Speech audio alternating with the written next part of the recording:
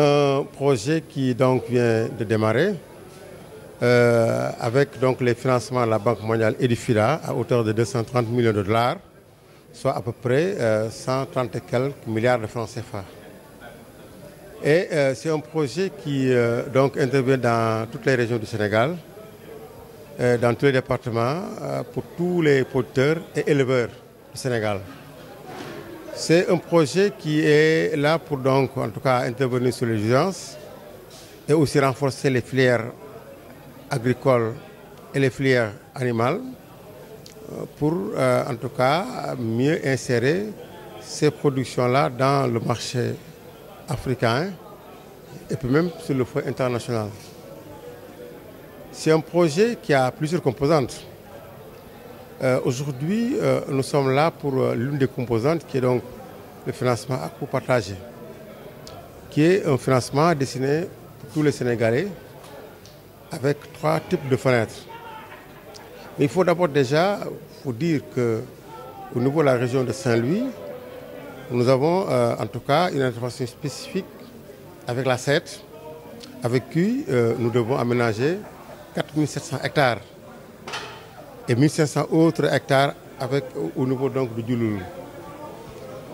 Donc voilà un budget à peu près qu'on doit faire avec la SET sur les 5 à 6 prochaines années, après faire 15 milliards de francs CFA avec la SET. Mais aussi, il faut dire que nous intervenons aussi sur beaucoup de choses au niveau de la région, avec donc surtout le financement à coût partagé, mais aussi sur ce qu'on a appelé donc la solarisation, en tout cas un certain nombre de choses au niveau des pompes. Revenons un peu donc au financement à coût partagé qui nous réunit aujourd'hui ici parce que nous sommes en train de faire un peu donc le tour du Sénégal au niveau de toutes les régions. Aujourd'hui, c'est autour de la région de Saint-Louis. Et nous sommes là pour présenter ce mode de financement, de sensibiliser, informer tous les acteurs du monde rural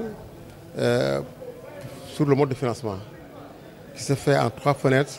La première fenêtre, c'est une fenêtre qui donc présente une enveloppe donc, de 9 milliards à peu près et qui donc en tout cas s'adresse à des bénéficiaires qui auront à peu près de petits projets de 3 à 5 millions de francs CFA. Qui sera fait, comme je l'ai dit, sur toute